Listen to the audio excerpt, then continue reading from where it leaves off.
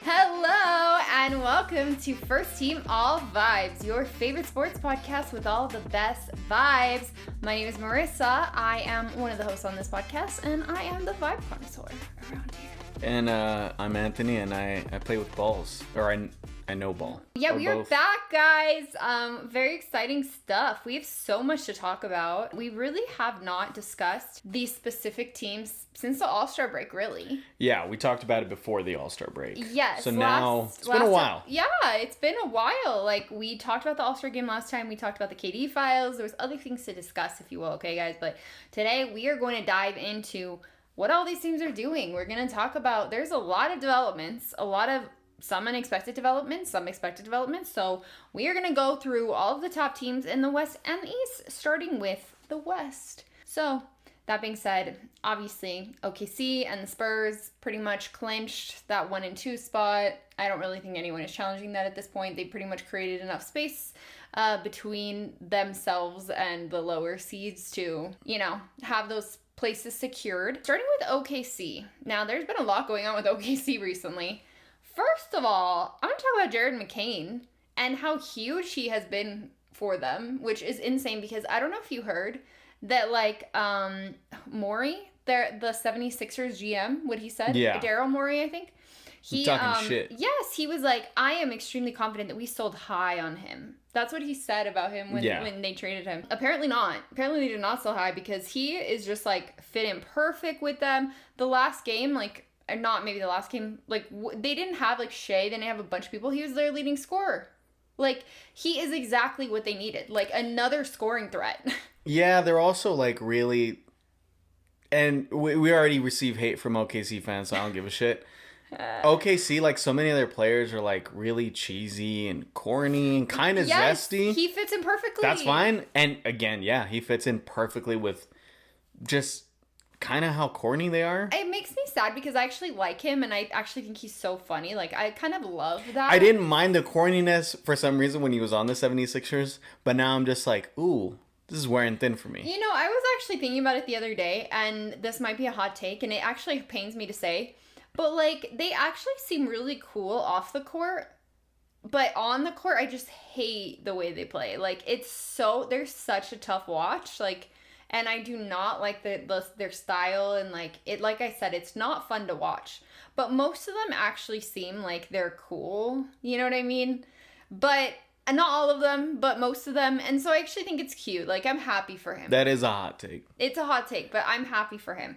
Anyway, but yeah, so OKC has been number 2 in offense since the All-Star break, and they've been number 5 for the season. So their offense has improved. And I think that a big part of that has been Jared McCain. So thank you, Daryl Morey, for giving OKC Jared McCain. Great job. Obviously, they're still dealing with injuries. I think, the last game, Caruso and, somebody else both got hurt.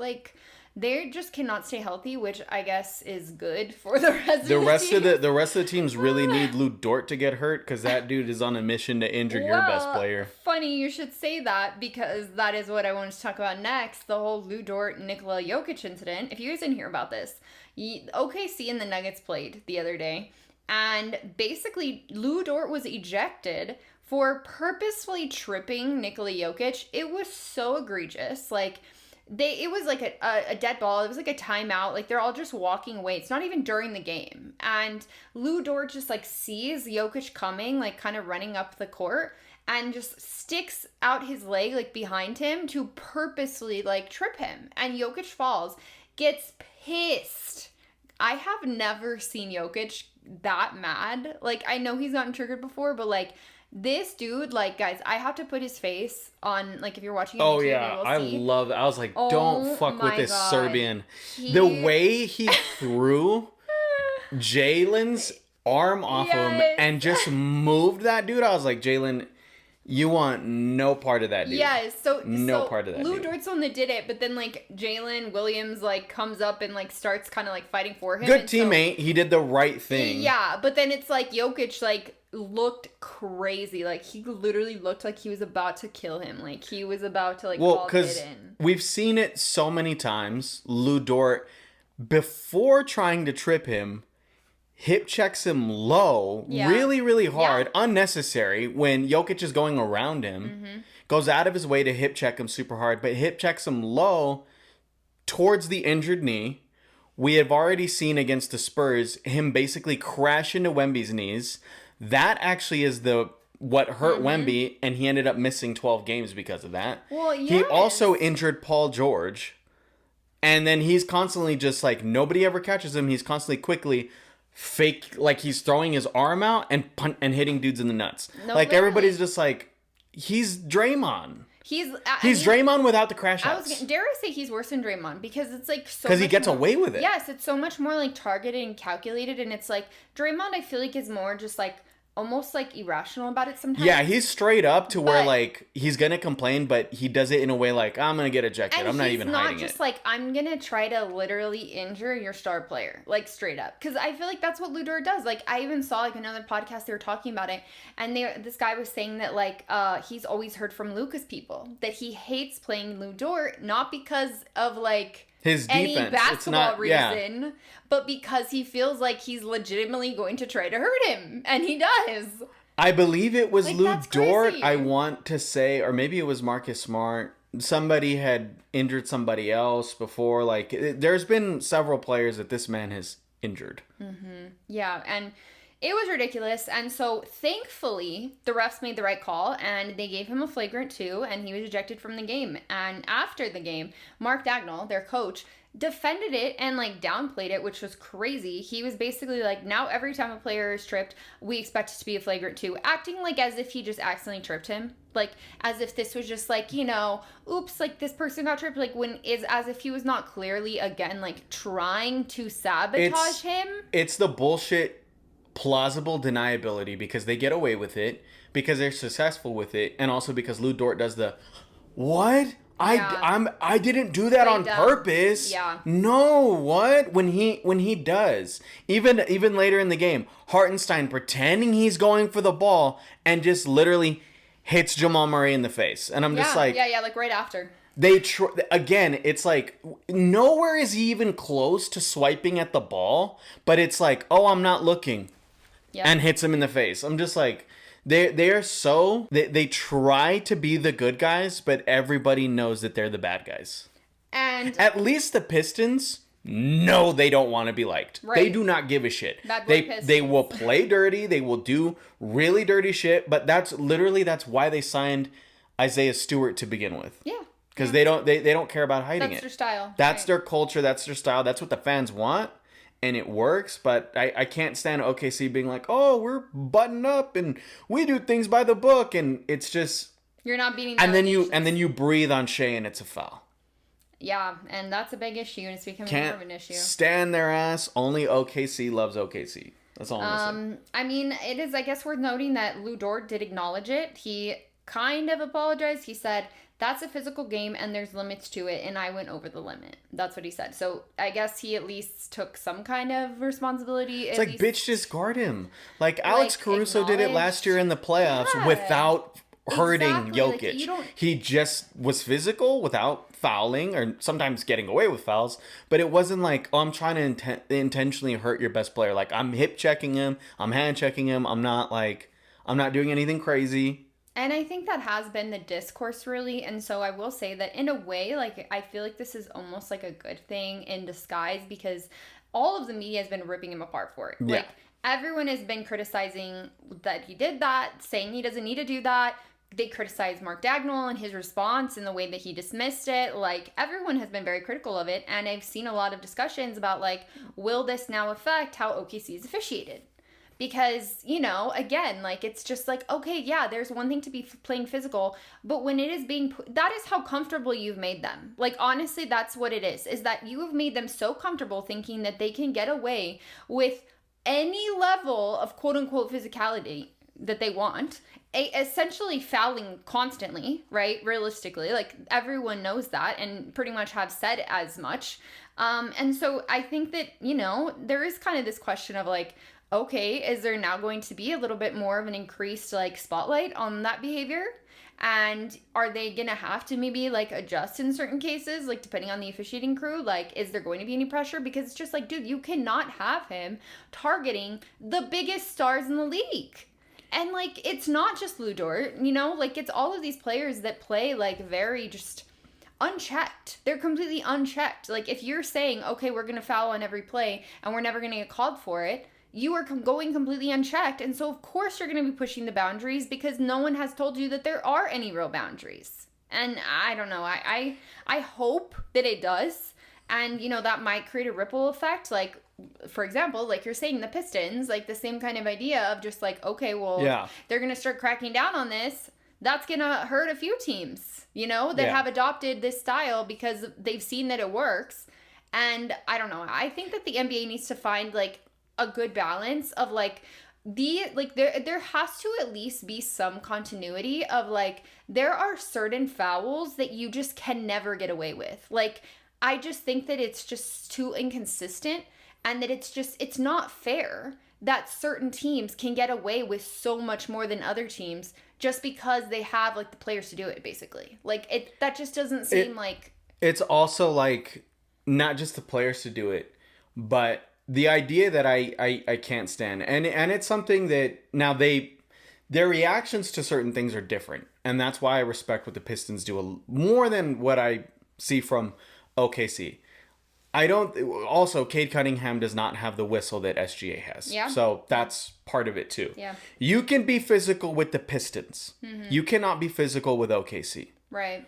The Pistons are going to be physical with you the same way OKC is. What I think people are missing is, yes, there is some level of Lou Dort with an act job, like, what? What are you talking about? I didn't do that on purpose. But there also, that I don't think people are noticing, there's a genuine like factor in his reaction because he genuinely is surprised he got called for it. I agree. Because they don't get called for that shit. Yeah, that's like, why. I at least see the Pistons, when they get called for that, they don't sit there and they're like it's at the same time. So OKC gets so many calls while at the same time arguing with the officials the entire game. Where I see the Pistons, and I saw them against the Spurs. Cade Cunningham got away with me a flagrant one. They deemed it, a regular common foul. Whatever. I thought it should have been upgraded to a flagrant one. But it's not like when they called the foul on Cade Cunningham and they went to, like, never at a single point was he like, what are you talking about? Or like, he checked the shit out of Wemby. Durant absolutely just shoved Wemby to the floor, like, and they were literally just like, they could care less. And I think that's the other problem, like, when you think about it kind of in a wider view of, like, I think that honestly that really, like, upsets a lot of fans, is that it's just so inconsistent. Like, I honestly think that's the biggest problem with the officiating, is just how inconsistent it is from game to game. Like, it should not be that inconsistent. Like, I say that, right, about OKC being officiated more closely and stuff, but then, like, I see all these people. I didn't watch the whole game. I only saw parts, but I know that they played the Knicks last night, and there was a lot of complaints about the officiating. Yeah, so the officiating didn't get pretty better. much, like, across the board. But the thing about it is that it's, like, I think that it's so obvious. It's completely dependent on who's officiating. Yeah. Like, maybe some officials are going to, like, have a tighter whistle with them and recognize it, just like they did in that game, right? Like, they had the appropriate crew to be able to call that flagrant 2. But I guarantee you that there would have been other crews that would not have. And that's the problem, is that it's like, you cannot be having that kind of inconsistency, because then you're just asking for these kinds of problems to evolve. So, and not only that, but as a fan that grew up with, like, when I started watching basketball, it was the Kobe Duncan era. And I did watch that, later, but, I watched the Pistons when they had Rashid, Ben, Rip, all those guys. And I'm in a place, and I think a lot of basketball fans are in this place. You love physical basketball. If it's going to be across the board, that stuff is just okay, it needs to be okay for everybody. Exactly. Because I've watched several games this year. We talked about one very early on. It was the Kings versus Lakers. And I think the Lakers had 42, 44, almost 50 free throws in that game. But because the Kings were trying to be physical, but they're fouling. They were fouling. And the discourse the following day was they were fouling. They were trying to be physical. Those were fouls. They were fouls. You got to be physical without fouling. And the Kings, after that game, the following day, were labeled as undisciplined. We can sit here and say, if you accurately and properly call these fouls that nobody else gets away with, it's only the Pistons and OKC on a consistent night-to-night basis, fouling out every they day. would be considered undisciplined teams. So me being a San Antonio Spurs fan, or even, somebody that watches the Celtics play, they're physical. They're physical basketball teams, but they're disciplined. They are physical without fouling. They're not hacking, literally getting zero ball, hacking the forearm, and that's a steal going the other way. Or just straight pushing guys, taking the ball, and, that's a steal. That's a good physical play. It's no, that's a foul. Yeah. You're, at this point, just giving two teams in the NBA a massive advantage. That what are the other teams supposed to do? Because even in games that I watched, the Spurs player, when we started playing OKC, some of these fouls that they were getting away with on Wemby, I'm just okay, those are fouls, but whatever. He doesn't have the Jokic whistle yet, so he wasn't getting them. But then Wemby on the offensive end is okay, I'm going to be physical. I'm going to do the Shaq thing. I'm going to run through you. Charge. So it's if you're going to allow them to be that physical. Now, again, I don't think it's the same because the Pistons, they get called for fouls. They do. And you can be physical with the Pistons. Yeah, they get guys OKC has the biggest advantage because you can't be physical with them, but they can be extremely physical with you. And not just physical with fouling is a major advantage. What's craziest is that it's just you can be in the exact same game, and it's they're literal two teams that are playing each other. If you, let's just say yesterday, OKC, the Knicks, are being officiated differently in the same game. That is ridiculous. That's just crazy. If you're, honestly, okay, fine. Anybody that's playing by OKC gets to play by OKC rules, too. At least. You know what I'm saying? Anybody playing the Pistons gets to play by the Pistons rules. Because you cannot just say, well, it's okay because they're OKC. Yeah. But you guys, you guys don't do that. You guys can't do that. And it's the same thing, even when SGA's on offense. Other than the only other person that I've seen get away with it on a consistent basis is Jason Tatum. But SGA's taken it to a whole nother level. The push-off? The push-off. Yeah. Every offensive possession. Yeah, I remember even Doris Burke, a couple games, I think it was the Nuggets game, she was anybody else, you're going to call at least half of these. It's egregious how, it's not he's... Because Harden does it a lot. Yeah. But Harden, you don't consider Harden to be that player because he doesn't do it egregiously. There's a level of skill that he does it with. A few players have started doing it. SGA just straight down, and it's okay, if OKC can play like that, and this man can actually push off or straight drive through somebody's fucking chest the way he did with Jalen Brunson. If the Spurs play him in the playoffs, I think Wemby should be allowed to charge through motherfuckers' chests and push off.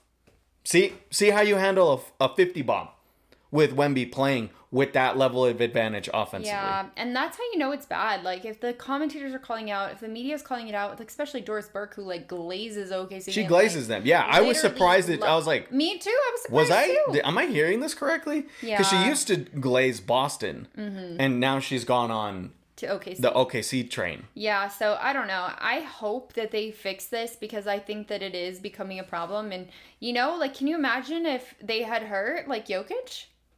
I mean, that would have been horrible. I don't know. It's just crazy. But anyway, we have a lot to talk about, so let's move on. Yeah. Fuck OKC. I know. So I was Fuck the Thunder. On about them. Let's move on.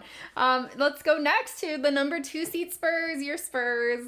Obviously they have been doing very well. They went on a, like, what was it, 11, 12 game winning streak? 12 game win streak, undefeated in February. Before losing to the Knicks recently. Yeah. I was telling you this earlier. They have the 18th strength, most easiest strength of schedule. By the way, OKC has the second hardest strength of schedule. So just throwing that out there. But the Spurs have the 18th hardest. So they have the easiest strength of schedule of all the top 6 seeds in the West to finish the season.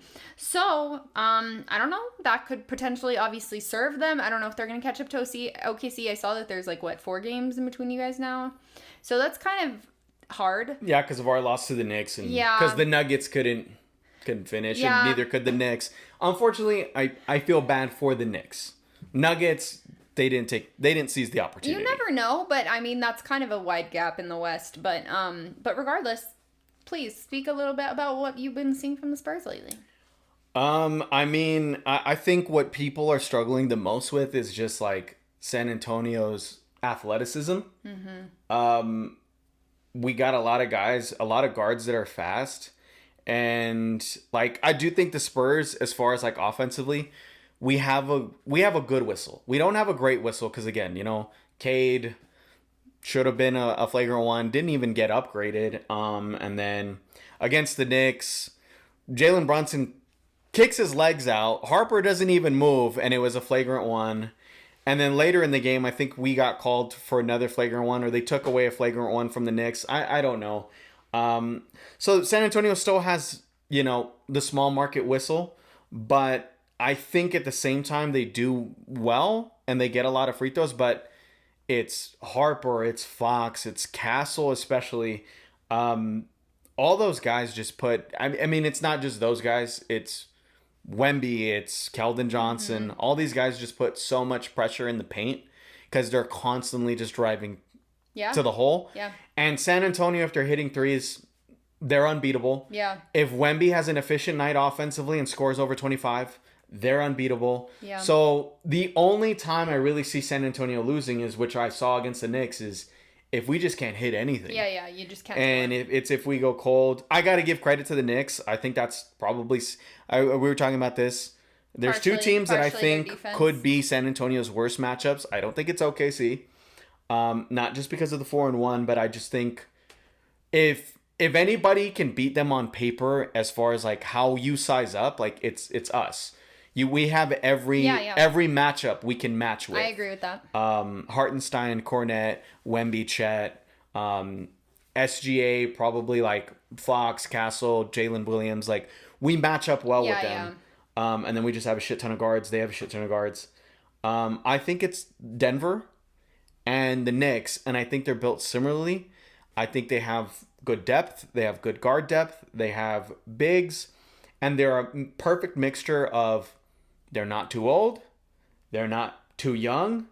That's just the right amount of veteran experience that we just struggle with. So I'm very curious to see how San Antonio is going to play Denver. I think we were talking play them 3 times. Yeah. So that's going to show a lot. Even if Aaron Gordon and some of those guys are still out, San Antonio, kind of needs to make a statement. Right now we have Harrison Barnes out. Yeah. And I think somebody else, I'm forgetting who, but I really like what I'm seeing with them. Not a super hard strength of schedule in February. Yeah. I am very curious to see how San Antonio gets out of March with this record. But they're right there. San Antonio really needs the 1 seed if they want to kind of make history and be a team that kind of has no experience getting there. I think truly the last one was Bill Walton and the Blazers. It was just a really young team, a really young phenom, went to the finals. If the Spurs are going to do that, they're going to need the 1 because they're going to need OKC and the Nuggets. Hopefully, if they get 3 on the other side, they need them to knock each other out first. Yeah. So they only have to play one of them.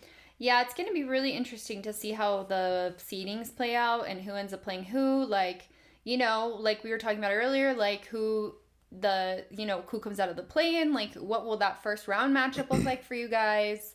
Will that be a threat? We were saying, if the Suns end up being the team that you guys play, for whatever reason, that's going to be classic Spurs just getting... Be a tough series. I mean, even when I grew up watching them, is we would get the 1 seed, but then we'd get a team that for whatever reason just plays really well against us, whether it was the Mavs or the Grizzlies or the Clippers. So I wouldn't be surprised if that happened. It'd be classic Spurs to just in the first round be heavily tested against a team that for whatever reason kind of makes you struggle just because they play kind of the opposite. They don't have the same bigs. They don't have. I don't think the guards are as athletic, but they're shoot a lot of threes. Yeah, they try to spread the floor, and it kind of. I feel like it takes Wemby out of his element. Yeah, because he basically plays middle linebacker or safety. Like he's not really guarding anybody. He's just patrolling everything. Yeah. And when the ball's just constantly moving it's like that, and they're just shooting threes, it's like, because I mean that's what's made the Spurs great in all of February. I mean, it wasn't Wemby's most impactful month or efficient month offensively, but there were so many games where it was just like, I mean, the Pistons game where yes, they made him struggle, and at the same time it's like the key really is like, okay, the only way you could guard him is you have to foul him, but then at the same time you have to be able to get away with it, which is what the Thunder can do and what the Pistons can do to this point. Not everybody can do that. But in that game, like, he honestly played like shit. He was 6 of 16. He had 6 blocks. I think he had like 16 boards. Like, he dominated the game, and he played miserable offensively. Yeah. That's just the kind of impact he has on the defensive end. And even just for the rest of the guys and the rest of our offense, it's like they put in so much effort to stop him and be physical with him and foul him and kind of send a message. It feels like the Pistons forgot to play basketball and focus on everybody else. Yeah. So. Well, we'll see. There's a lot to talk about, obviously. I love this team, though. As we finish up, there's going to be a lot of discussions as we get up to the playoffs, so we'll save some of that for that. But, yeah, I mean, they're definitely one of the top teams in the NBA right now, so there's a reason they're the 2 seed. That being said, we know that the West is hyper competitive, and there is only 1.5 games between the 3 and 6 seed, guys. So it looks like it's going to be just as insanely competitive as last year coming down the stretch, where like literally every single game matters. Tiebreakers are going to matter. All of that stuff is going to make a difference. So starting with the Rockets are number 3 right now, which is interesting because like they're kind of like. They're 5 in their last 7, okay? Like, they've been playing well, but it was a really easy stretch for them. Like, I was looking at their schedule, and, like, yes, they won 5 out of 7, but it was against, like, very easy teams. Like, the 2 hardest teams that they played in that stretch are the teams they lost to, which was the Knicks and the Heat. So, I'm not sure that I'm, like, completely convinced that it's just, like, everything is rosy in Rocketland, but we shall see. They do have a somewhat easy-ish finish. I think they have the second easiest strength of schedule behind you guys, the Spurs.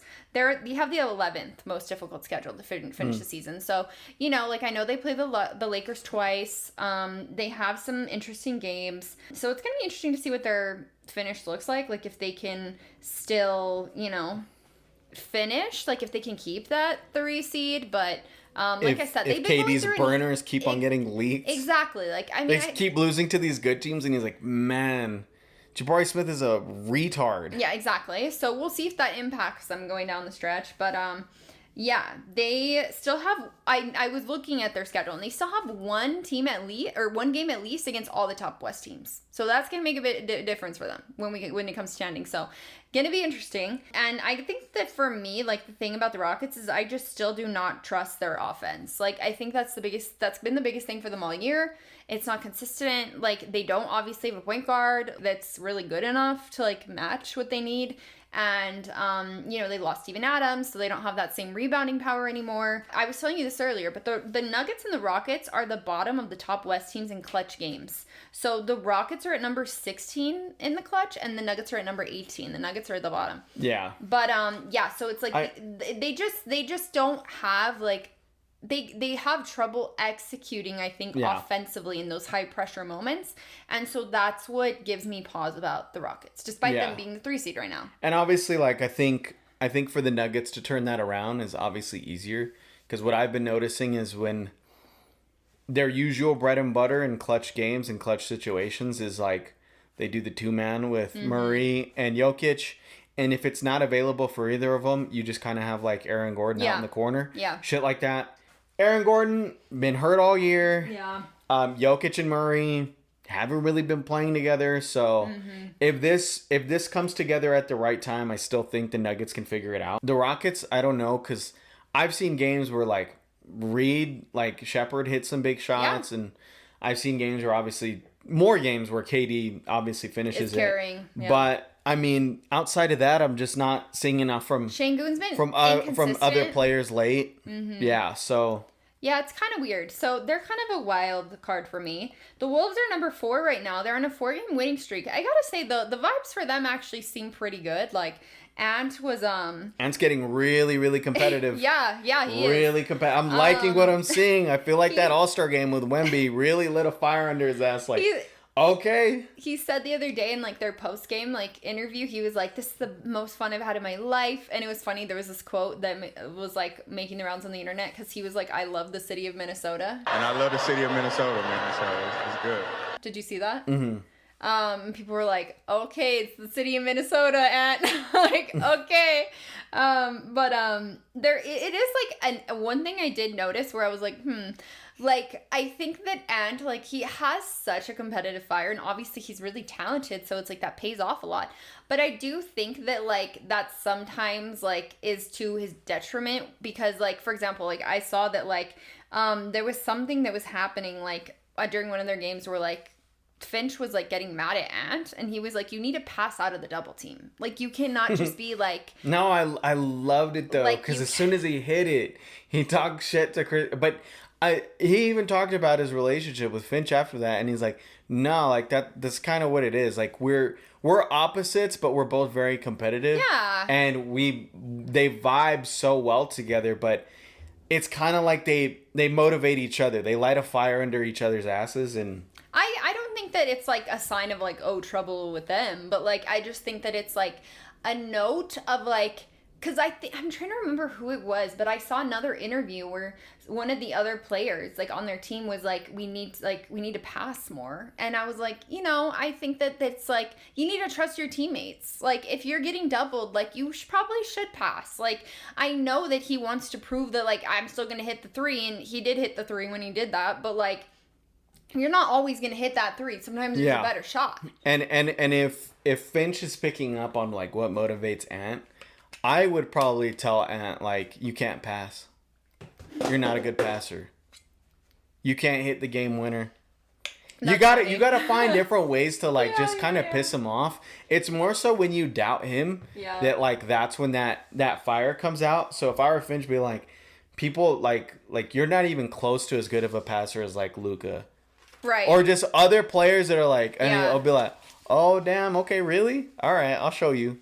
Yeah, so... You gotta find different ways to motivate that guy. Yeah, I agree. We'll see. But they have the 3rd toughest schedule to finish the season. Okay, so they got a tough schedule. They've had a lot of up and downs all season. Like, I was going through all of the teams' like records and just really kind of like analyzing them and stuff. And like, they have had pretty much like consistent just winning streaks, losing streaks, winning streaks, losing streaks. Like, they have just been up and down. Beating good teams. Like, it's just losing like, to bad teams, or vice versa. Like, they've just gone through a lot of ups and downs, like a lot of ups and downs constantly. So I think that it's just gonna be a question of like, okay, well, how do they finish off? You know what I mean? Especially like I said, with the 3rd toughest strength of schedule, clearly like they still have most of their tough games to finish out. Yeah. So we'll see. Again, like this, this final stretch for these teams is gonna be tough. They're also a team low key that I forgot to mention. They are also a team that I think San Antonio would hope to avoid. I could see that. I don't think that's a good matchup. It's been proven this year for San Antonio. I could see that, actually. So Nuggets are number 5 right now. The Nuggets have been kind of shaky recently. Like, really since Jokic came back, actually. Like, they've been kind of not as good, which is crazy. But I think that it's just because Jokic has kind of been struggling. Like, he's been way less efficient than he typically is. Like, obviously, that's to Jokic standards. It's not like he's playing horrible. But it's just that he's not been up to his standard. Yeah. And that's made a difference for them. Like, they've mostly been carried by, like, Jamal Murray just being crazy. But like, even like their last game, like they played the Jazz, and it's like Jamal Murray had to have like 45 points, and they shot 35 free throws to beat the Jazz by 3. Yeah. You know what I'm saying? And like, there was also like bad calls, like at the end of the game. Like, I just think that, they're going through kind of like a rough patch right now, I guess. They still are the number one offense in the league for the season, but the defense has struggled. Like, their defense is like not that good right now. And so I think that's a problem for them. And so because Jokic has not been as elite offensively, that's their whole thing. You know what I'm saying? And so I think that that's kind of like the problem. And like we already talked about, like, they're also one of the worst teams in the clutch. Like, they just haven't been able to like execute at the end. And again, obviously, you cannot ignore that they've been completely injury riddled, probably the most injury riddled team in the NBA, like relative like to the importance of those injuries as well, like to the importance of those players. So I wouldn't say it's their fault, like as if they're just not a good team. It's just that they haven't been able to build any kind of continuity. They've had guys in and out. Like, it's just been a tough year for them. And I think that, they're kind of just trying to put it together all at the last minute with still guys missing. But the biggest thing about the Nuggets is they have the number one toughest schedule to finish out the season. The number one toughest schedule. So, they only have a handful of easy games left. Like, literally. They pretty much have only difficult teams to play. So this is going to be a real test for them. Like, tonight they play the Lakers. The Lakers are only a half game back from them. So if they beat them tonight, they're going to get the 5 seed. Nuggets are going to fall to 6. And they'll have the tiebreaker over the Nuggets too. So again, it's just like every win matters in the West. And so, like, we'll see if the Nuggets can kind of like get into a better rhythm, but it's going to be hardest for them. Yeah, arguably. They need to get healthy. And what I'm noticing with Jokic since he's gotten back, instead of just going bully ball, you're the big guy, get to your bread and butter, he's shooting too many threes. Yeah. I think he's too deferential. Mm-hmm. And the number one thing, he's constantly complaining to the officials and looking for calls. When Jokic is in his bag and playing bully ball, then teams just start fouling because they don't know what to do. That's how you get to the free throw line. Not jacking up threes and then flopping, looking for calls. Like, no, dude, just get your ass in the post, play the 2-man game with Jokic, back somebody down, and go score. Yeah. Like, it's to me, it's pretty simple. He hasn't done it at all. Yeah. And maybe part of that is just like he's kind of nervous. Maybe. Yeah, even just downright to the amount of threes I'm seeing him take. Yeah. And again, because he's been so much less efficient, it's just like, okay, well, and it happens. Like, I saw Luka do that for a stretch of the season, and now he's better, like, or hitting them more efficiently. So it's just like, it happens. But yeah, we'll see. The Nuggets have a difficult situation right now. The Lakers at number 6 to round off the top 6 teams. The Lakers are very up and down, and they're hard to judge, honestly. Like, even as a regular season team, like, if you told me right now that they get the 3 seed, I would believe you. Now it's your turn to rant. If you told me that they got the 6 seed, I would believe you. So they're just so hard to judge. Like, sometimes they look great and sometimes they look awful. So it's just, that's the biggest problem with the Lakers. It's just their inconsistency. And I think that part of that is just that, like, they just don't have like the depth to be consistent, honestly, to a degree. Like, so there's that. But I kind of divided it into the positives and negatives for the Lakers. So the positives for the Lakers right now are that the big 3 of Luka Doncic, Austin Reeves, and LeBron James finally have a positive plus minus together, which is good because they basically have a negative plus minus this entire year. So they're finally winning their minutes together, which is great. Obviously, they're all also healthy right now, and the Lakers are finally mostly healthy, which is huge because, I mean, they've also struggled with a lot of injuries to a lot of the main guys. So that's been really hard for them. The offense is looking better. I was actually shocked to find this out. They have had the number 1 offense since the All-Star break. So that's great because the reality is the only way that this team is even like an upset threat is if their offense is at that level. So clearly, like, they're figuring it out. Like, they finally have had like some positive regression from like 3, and like people are, like LeBron is kind of getting his 3-point back. Like, a lot of these guys that were kind of underperforming are finally starting to like come back to the median, which is helping a lot. Luke Kennard's been huge. Like, he has been actually a big piece, like a big addition. The defense is looking better.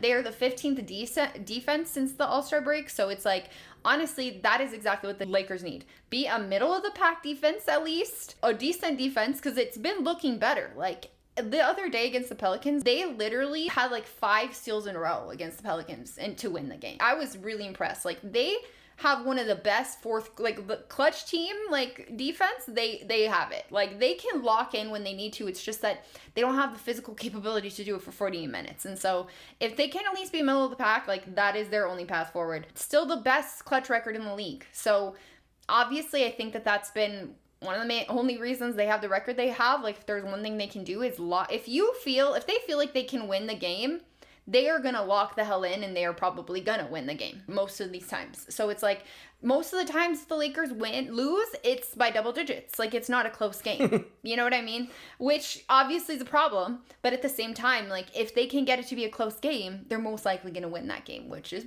you know, it's important. Yeah, I just usually like that at some point, it's like different thing, but we sometimes do NFL, and we were doing NFL episodes, and I had concern for the Philadelphia Eagles, and I'm just like, you gotta show, like, I get if the game's close, you can win the game. Like, that's the championship identity. You have certain players that can close it out. Yeah.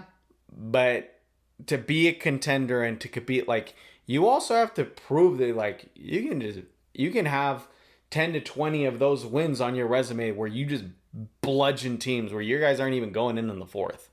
So I want to see more of that. I do too. I do feel a little bit like Charles Barkley, a little bit like the Lakers are 6. Why are we talking about the Lakers? Well, and the thing is, like, I'm not here saying that the Lakers Shaq's are... always just like, I think that he's a little bit, like, honestly, like, I sometimes don't like their commentary because it's not like I disagree with him per se, but what really upsets me is that, like, bro, you're supposed to be talking about the game, and you don't even talk about the game at all. I think the thing is... At all. You can't even just say, like, Charles Luka Barkley, had a great game. Charles Barkley for NBA media is what Stephen A. is for NFL media, but not in the same vein. Literally just the way Stephen A. is about the Cowboys. You talk about the Cowboys year-round. He doesn't really give a take why, even when they're good and when they're playing good and everybody's like, well, I mean, we have to judge, this year by this year and they're a contender or whatever. He's just like, it's the Cowboys. What can go wrong will go wrong. And in all fairness, yes, the Lakers won in the bubble. Before that, me personally, I have my own opinion on that. But they haven't had, success really since Kobe. Legitimate success since, like, 2010. So, like, Charles Barkley is doing the whole, like, it's the Lakers. They'll get maybe to the Western Conference Finals. He'll tip their cap to them, and then he's like, and then they're gonna lose to a better team, and that team will most likely win the finals. It's lazy. He's not even saying that, though. It's lazy, but because he's way crazier. Like, but Stephen A. doesn't do that either. He just says like they'll lose in the first round. Like the Cowboys will lose in the wild card. What can go wrong will go wrong. It's that whole thing. I don't know. And honestly, I think it's more of this though too. It's also just get a fucking rise out of Shaq. It's just the Lakers, honestly. Like, get a rise out of Shaq. That's just the way the media talks about them. Like, it's either like Armageddon or it's the opposite. Like, there's no between. But at the end of the day, the Lakers and Cowboys, they're the biggest markets in both sports. Like, it's unfortunate for everybody else that's not a fan of them. They're gonna have to get talked about, whether they're mid, great, bad, mediocre. It doesn't matter. I don't know. I mean, I have a lot of gripe with the way the media talks about things, but I think specifically with, like, the Inside the NBA guys, like, now that we have been pleasantly treated by all the other broadcast and studio teams, like, from Prime and from NBC and stuff, that actually have, like, legitimate analysis, because it's not like they're saying, like, oh, yeah, they're championship favorites, but they're giving, like, legitimate analysis. They're not just making all these statements with literally no regard for anything that actually happened in the game. Like, it's almost like they didn't watch the game. That's how I feel half the time when I see the Inside the NBA guys. By the way, not just for the Lakers, like all the time, because I'm like, and then they'll say things where it's like, that's not even true. Like, I don't know, but that's a different conversation. But let's talk about the negatives. That being said, it's not like I'm unbiased about the negatives. Let's talk about the negatives. The big three are still an awkward fit. Like, that is a major thing. The big three are still an awkward fit. It almost feels like every single game someone ends up being kind of iced out, and that someone is always Austin or LeBron, because it's never Luka, because, I mean, it shouldn't be. You should not be icing out Luka Doncic, obviously. But it's just an awkward fit. Like, I mean, they really can barely play all three of them on the floor together. Like, they finally have a positive plus minus, but I think it's only, like, positive, like, 0.5 or something. Like, it's not really that good. And I just feel like it's becoming increasingly obvious that, like, LeBron is not good enough defensively anymore, and because his 3-point shooting shot is not like hitting, it makes it a lot more difficult for him to like be on the floor with Luka and Austin, because at that point like all of them just kind of become repetitive because LeBron can't make up for anything that like Austin and Luka can't do. And Austin's the only one that can really play off ball consistently because he's the most efficient scorer of them. And so he ends up getting iced out, but that's not really good for us because we want Austin to be playmaking. Like, we want Austin to be scoring. So it's just an awkward fit. Like, it's really weird. JJ's still been playing with the lineups, and we'll see what happens. Inconsistent performances. Obviously, the gap of athleticism is just, like, so obvious between, like, pretty much every game they play. Like, it's just, it's rough. The defense is still streaky. I feel like that really came up kind of against the Celtics. Yeah. But yeah, it came up big against the Spurs and OKC. Like, it comes up all the time. Like, that's the thing. And honestly, I think that that's even like my gripe with the media is I'm like, you guys will sit here and be like, Luka has fallen off. And I'm like, bro, this is clearly not Luka's fault. This is a badly constructed roster. Like, yeah, I think that's crazy that what I actually like tripped out by the most is that they never bring up, this is a horribly constructed roster.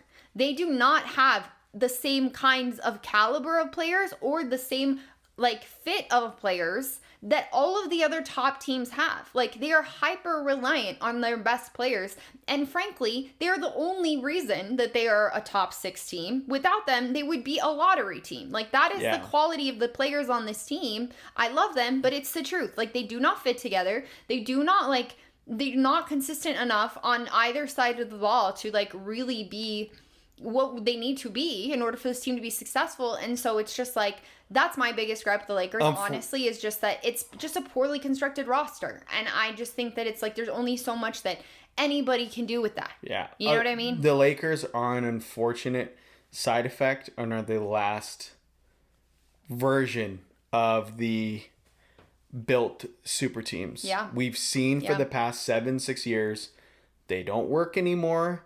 The last super team that really worked, I mean, you could argue Boston. Look how quickly that fell apart. Yeah. Outside of Boston, it wasn't since like KD basically and the Warriors that you can't replace growing together and that team chemistry and building together as stars. You can bring one, but with LeBron there, like I mean, we've talked about it. I think the Lakers would be better served if you were coming in off the bench and running that unit. That's never going to happen because it's LeBron James. I do agree with you that the media, like maybe they're framing it as a problem. I do think in some of the games that they've struggled in lately, what I don't like is but it's not just Luka, I think is the thing that I would pose it as. I do see Luka arguing with the officials a little bit more, but so is JJ, so is LeBron, so is fucking everybody on that team instead of just like playing basketball. You know, like I hate to go back to the Spurs, but we played Detroit and they were just straight fouling. And there were times where it wasn't even called. I don't think I saw Wemby. Like, there were times when he would just like maybe do this and like kind of look over really quickly and then get his ass back on defense. But it's just like nobody, like Stephon Castle gets pushed to the floor, hits his head off the floor, the back of his head. Cade Cunningham gets away with a flagrant one. Castle wipes the back of his head, like rubs it like this, looks up at Cade, and starts laughing and clapping. I'm just like, that's a crazy level of like just mental toughness. But I don't think the Lakers are the only ones in that boat. I think I see it with the Nuggets. I see it with the Knicks kind of. I think they complain a little bit too. I obviously see it with OKC. I think that they do. It's not all Luka. I think it gets framed as a Luka. LeBron's defense has been ass. I think it's LeBron hasn't been shooting well. I think it's exaggerated, like the whole complaining thing. Like, watching them play, like, you're right. There's some games where I'm like, shut the fuck up. Like, everybody shut the fuck up. But it's everybody. It's not just him. No, it's not. In fact, the other day we had like 4 texts and not one of them was on Luka. Like, it is easy to make it Luka because he has it's just the it's something stereotype that for him it's now. something that has been brought up It's a every label year. on him. Yeah, Like, it's like, and people were saying like, bro, I saw Luka in 2023 was 20 times worse than Luka in 2026. Like the fact that they're saying like this is the worst it's ever been is laughable, because like the people that've been watching him are like, bro, that's not true. Like he's gotten exponentially better. But honestly, like besides that, my theory, honestly, is watching every single game, I think that a lot of the complaining comes from a frustration of the lack of athleticism and their lack of ability to match the other team's aggression. I honestly think that like that leads to an increase in frustration. yeah, they get frustrated. They don't know how to play through it. They physically cannot. Like, And- it's just like, and- if you're not calling fouls on them, like we cannot do the same things that they're doing. You also you know what I mean? physically get into a mindset where you're just like, we can't do it, period. We can't match them. Even if we try, we can do it for 5 minutes. Exactly. We can't, which is why, like, And that's they're why, too old. yes. They're too unathletic. It comes down to It's roster just, construction. yeah, again. it's just to, but again, it goes back to, like, the only way you could really build that up is you have to build, and the Lakers don't build, they buy. And honestly, That has to be an entire cultural I shift moving agree. forward, I because agree. buying championships no longer works unless, like, I mean, you could maybe buy one championship with Luka, but do you really just, I mean, it's the Lakers. Do you really want to build for just one potential Luka run, or do you want to build for years? Like, Yeah. I think about Boston, and they managed to, like, look at how quickly they bought a championship. Probably had the opportunity to do it last year. Didn't get it done. Obviously lost to the Knicks. Jason Tatum goes out. Achilles injury. And then they just reload. They can somehow, because that's what we're going to talk about real soon. Because they have a good front office. They can somehow bring Tatum back this season, still get to the finals this year, and next year they'll have Vucevic and cap space and avoid the luxury tax. And do it all over again. Like, if you're going to buy, you have to be really smart about it. And, I mean, it goes back to Brad Stevens on a hot mic saying, like, bro, I'm a fucking genius at this shit. Well, and that's the Lakers it. don't have that right No, now. they So if you're going to don't. do that, you have to, unless you have somebody like that, nobody, I'm going to tell you this right now. Nobody has Brad Stevens. Well, so and that's everybody why. needs to be in a situation where you're building And for instead me, of buying. I'm like, if you're buying, you should be buying that. You should be buying front office people. Yeah. Like, that is what I want. Like, obviously, they got a new owner. And so it's like, that's kind of the only hope. They already have been putting some new people. Like, they're already building out the front office. Like, they've already been hiring people. So I'm like, ugh. But, like, Rob Pelinka's still going to be in charge. And I'm just like, oh, God. Like, Really? I just think it's such, like, a Nepo, I think- office that it's just, like, it's... And honestly, like, even still, I hear so much of, like, they want Giannis in the summer. And it's, like, exactly how you're saying. I'm Yeah. just like, you guys are so dumb. That does not work anymore. What are you thinking? You want to use all the assets to get Giannis and then have nothing left to build around Luka and Giannis?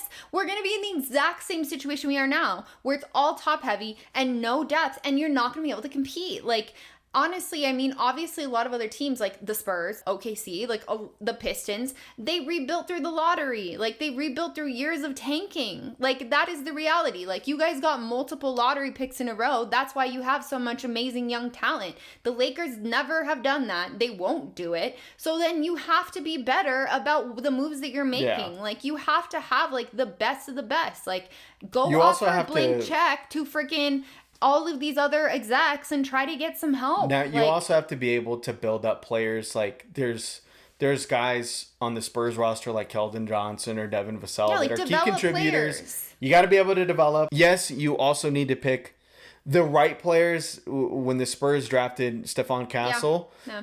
everybody thought they made the wrong pick and they should have picked Rob Dillingham. Look how that turned out. So, You gotta my have personal a good opinion mind. is I think, now this isn't going to sit well with bronsexuals.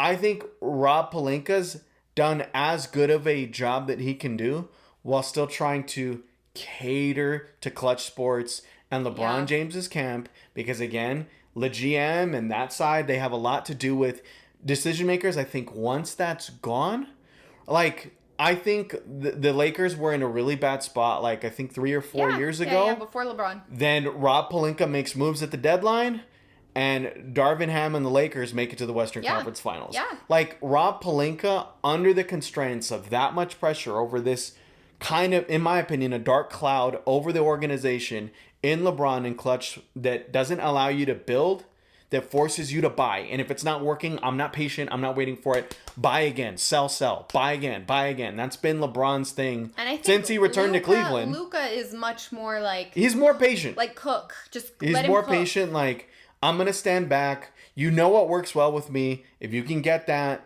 and we're winning, that's all that matters to him. I think Rob Pelinka is the right guy. I just think once we'll see what happens. We'll see what happens. I think he's done as good of a job with that around. I'm curious to see what you guys look like next year. You might be better. I think you might be better. He has a lot to do next. I think he's gonna cook this summer as long as LeBron is fucking gone. They have a lot to do. Honestly, even with LeBron gone, like especially if LeBron's gone, we're gonna need 3 starters. We need a 3. We need a 4. We need a 5. Like, basically, we only have Austin and Luka, and we still need more depth. So it's like there's a lot to do, and I think realistically, it's gonna take a couple of trade cycles. But like, I think that's where it's just like, okay, well, like, get as many people in that front office as possible. Like, they hired a guy for like drafting development. They hired they're hiring people, so it's like, okay, get the best minds that you possibly can to like have all eyes so that you can get those same guys. Like OKC finds those diamonds like in the rough where it's just like a 2nd round pick that's now like, you know, a rotational player for them every night. Like, you need to be able to have those people to pick out those players and like be smart about it, you know? So we'll see. That's the Lakers. Finishing out the West, just quickly talking about these little play-in spots. The Suns are probably going to finish at 7. We kind of talked about them a little earlier. Obviously, they've also had a lot of injuries. Like Jalen Green has been out most of the year, but he's finally back. And now Booker was out. Still, I think, is out. What's his name? Why am I forgetting his name? Broke his hand. Oh, Dylan Brooks. Yes, Dylan Brooks. I'm sorry. Man, Sorry, Dylan Brooks. There. He broke his hand, so it's gonna be rough for them because he's gonna be out for like 6 weeks. I think he's already been out like a week. He was having a really good season. So it's tough for them. They're probably gonna stay in that play-in spot because of that. Like, there's getting a little more separation between them and like the 6th seed. So they're probably gonna finish at 7 is my guess. The Warriors will probably finish at 8. And the Clippers and the Blazers are the other ones below them. Obviously, the Warriors not looking good. Curry's still not playing. I don't know when Curry's gonna play. Like, when they played the Lakers, they had an interview with him and it did not sound good. Like, he was like, I still am not even on the court. Like, he still literally cannot like play at all. Like, he's not even like warming up to play. I think they're playing it safe. They're also saying like, okay, how does this team look with Porzingis and without me? And he's barely If it playing. looks like, okay, this is really good. If you add me, we could go on a run. I think if you never see that, they're just going to shut him down the rest of the year. I mean, maybe so. And I saw a lot of people saying, like, that injury is, like, basically the worst injury that he could have. Like, runner's knee. Like, and he literally is constantly running. Like, that's not just going to be something that's just going to be, like, it's not going to go away. Exactly. So, I feel bad for Curry. He's going to have to leave. Yeah, we'll see. I don't know. But Clippers probably going to lose in the first round. Blazers probably won't make it out. My guess is that it'll probably be the Clippers and the Suns in like that make it out of the play-in, like for the 7th and 8th, but we'll see. But I think it's gonna be those 4 teams regardless. Now let's move on to the Eastern Conference. Let's talk about the East. Much less competitive, but still some interesting, crazy stuff going on. Pistons are still at number 1. They have put some distance between themselves and the 2 seed now. I don't think they're gonna lose that 1 spot. They have the 25th. It was crazy. Like I was telling Anthony this, guys.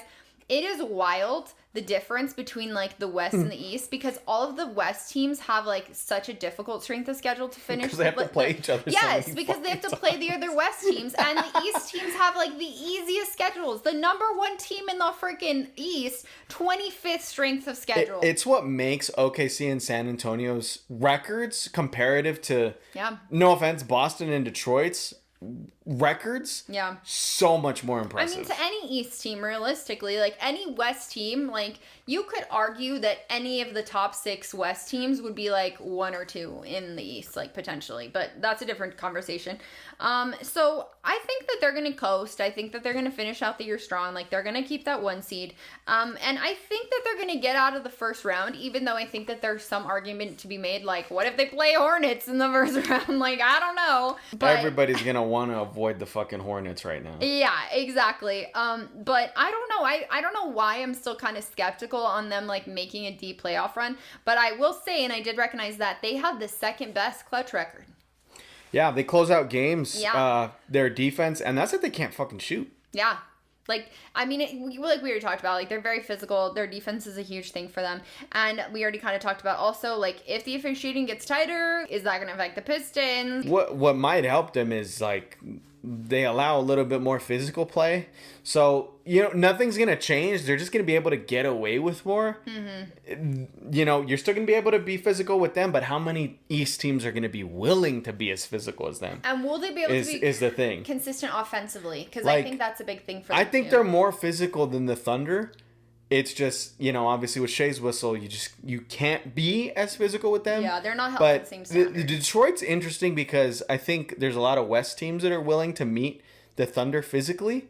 I don't know if there's a lot of East teams that are willing to be as physical as Detroit. That's fair, actually. So, I don't know. The East is still wide open. Yeah, I even agree. more wide open now. Right. Yeah, it's crazy. Let's talk about number 2 because for real, the East is wide open. Number 2, we have the Celtics, guys. They have obviously been like the surprise story of the year because this was supposed to be an off year for them. Like, we were expecting like a Pacer trajectory for them. You know what I mean? I had them in the playoffs. I thought that they would be I don't think you had them in at all. I thought they would be in the play-in. Like, honestly, I just thought that they would be like mid.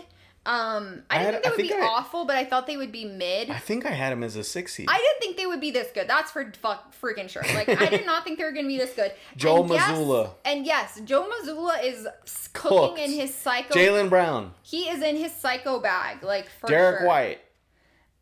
Peyton Pritchard. All of them are just cooking it up. And guess what? Today is Sham's bomb dropped.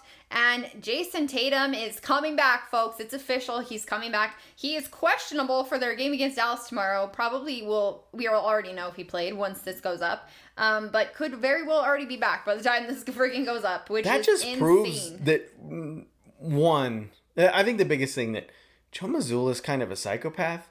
If they're kind of rushing this thing and like, nah, Tatum's fine, he can come back. That means they don't really see any of these teams as a threat. If any of them were truly standing out, they'd be like, you know what? Let's just see how far we could get without him. But the fact that they're like, no, we have a shot to get to the finals. And if we can get to the finals and this murderer's row of teams in the West beat up on each other, maybe we can win. And, I saw people saying it's just like, even if Jason Tatum is not like at 100%, like, he is still better than like most of your other role players. Defense and catch and shoot. So, like, just freaking bring him back. I mean, he clearly feels good. Like, I don't think that they would, I mean, I don't think that he would come back if he wasn't 100%. Like, I wouldn't say that they're like, quote unquote, rushing him back because I feel like that sounds like more risky than I think it actually is.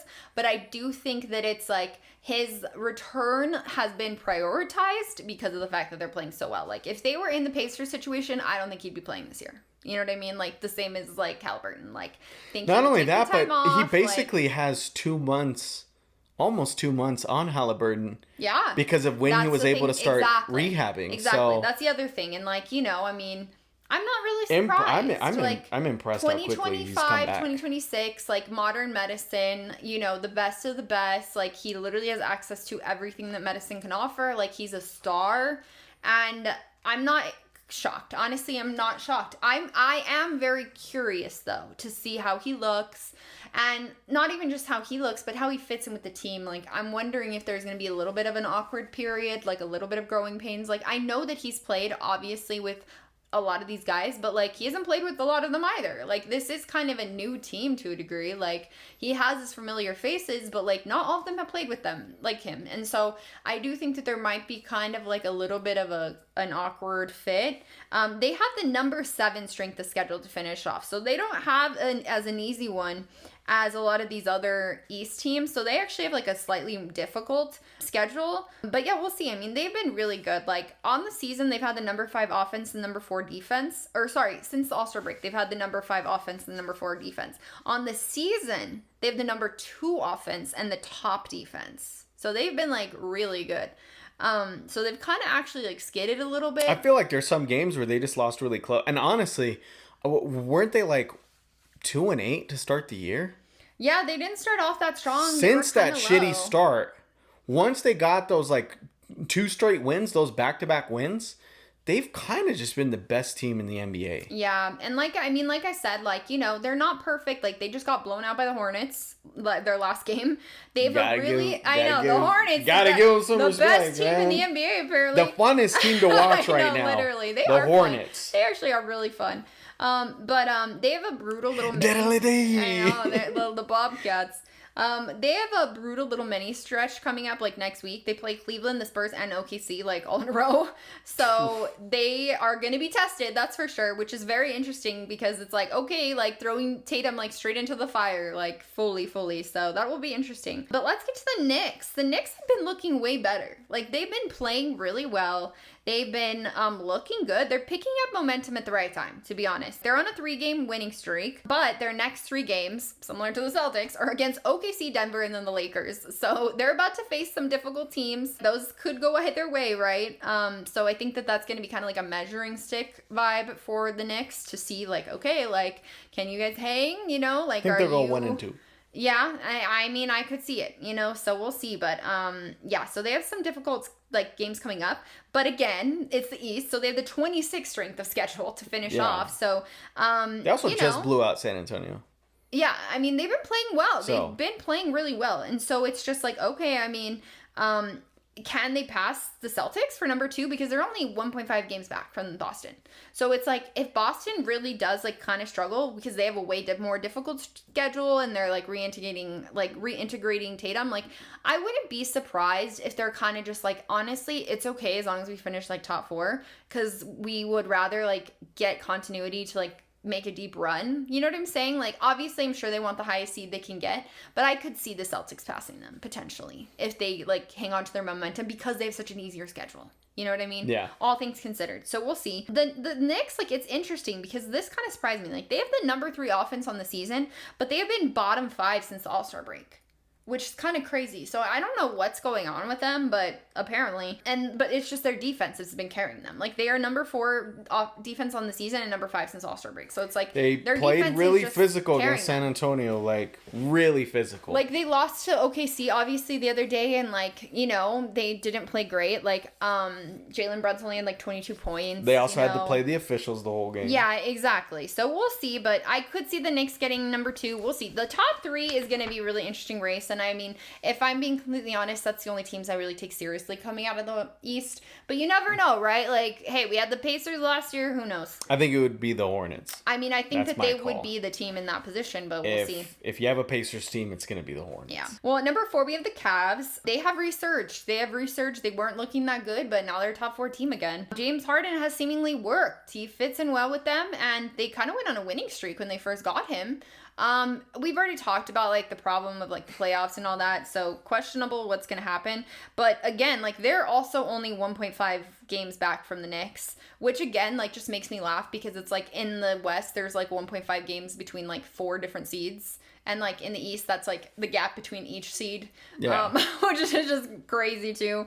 But yeah, they're 1.5 games back from the Knicks, and they have the 28th strength of schedule. Again, like all these East teams with their super easy schedule. So they have the easiest strength of schedule to finish the season of all the top teams in the East. So that could potentially, like, you know, who knows how that like top 4 is going to go. Yeah, again, like questionable playoff viability. They might end up playing the Raptors, which I could see them beating the Raptors, but like, who knows? Because also like Harden just like broke his finger.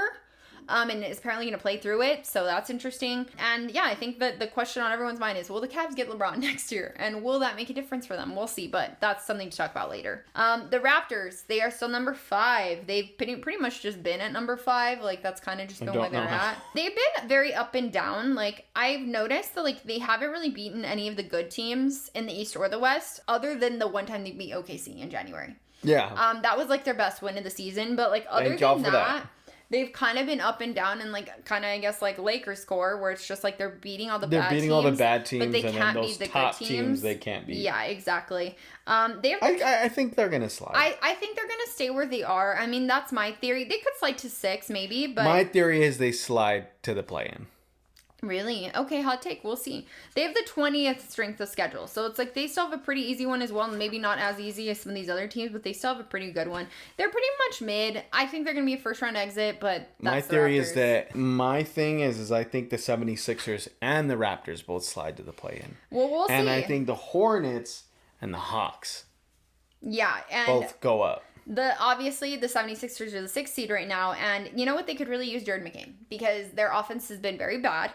They've had the 25th ranked offense since the All-Star break. Embiid's out, Paul George is out. Yeah, you should have kept Jared McCain. Didn't understand exactly. I don't know why they did that. I think they were just trying to get around like the tax or something. Like there was some kind of just monetary reason for it that people said. I don't know, but they're an interesting thing because they're in a crosshairs between like they're trying to do the build thing and then they consistently just go into, all right, let's buy it. Yeah. And those decisions when they pivot to buy don't work. Yeah, they're in the two timelines thing for sure. It's weird. They have a pretty easy schedule to finish off also the 23rd strength of schedule. But, yeah, I mean, right now they'd be playing the Knicks in the first round. So it's just like, could they beat the Knicks? I don't know. I think I could see them being an upset threat, but I think it would depend on the matchup. So And Embiid would have to play every single game. Yes, like they would need all hands on Embiid would deck. put so much pressure on Cat. Yeah, I do think so. That's the top 6 in the East. And then we talk about the play-in spots. Obviously, we have the Classic, the Magic, the Heat, the Hawks. But the Bulls have been kicked out by the Hornets, who are picking up speed. The Hawks have actually been playing well since they got Kuminga, but the Hornets are the real story here. And they have just been on a tear. Like, we were already talking about it, but the Hornets in their last 20 games are 16-4. And they just blew out the Celtics, guys, their last game. And they also were 20-2 when they had their full starting lineup healthy. So they are playing great. And honestly, I think it is a question of, like, are the Hornets an upset threat? Like, could the Hornets beat the Celtics in the first round? Could they beat the Knicks? Like, could they beat one of those top teams? Like, I think that it's possible. And if I were to pick one of the bottom teams to upset one of the top teams, it's going to be the Hornets at this point. Yeah. Like, they have their ish together, and yeah, it's going to be interesting. I don't really take any of the other teams seriously. They're very much like kind of on a downward spin. But the Hornets, they're one to keep an eye on as the season finishes. And then finally, I just kind of wanted to finish, even though it's irrelevant, Giannis is back. But the Bucks are still bad. Already crashing out. Yep, he already lost his first game by like 30. They're the 11 seed right now, and they're still 4 games back from the 10. So I'm just like, bro, why did you even come back? Like, just get a lottery pick. Like, I don't know. But we'll see what happens with that. Probably nothing. Probably just more Giannis crashing out and saying that he doesn't want to leave, but like is going to leave. I don't know. So yeah, that's it. That's pretty much what's been going on in the NBA, guys. We will have a lot to talk about because March is going to be crazy. Like, there's crazy games. March Madness, NCAA tournament. A lot of stuff going on. Very obviously extra competitiveness because of the fact that like this is the final stretch and like teams are really like starting to like very much care about like every single game because of like the implications for the playoffs. Like you also have teams caring less because again, March Madness is coming around. Yeah. So you start to see, okay, what do those top prospects look like in a pressure cooker playoff type of environment? Exactly. Are they thriving? Are they slumping? How do they look in close games? How do they look in clutch time? All those things that all these scouts for all these teams that are tanking are starting to be like, I can't wait for March. Yeah. Oh my God.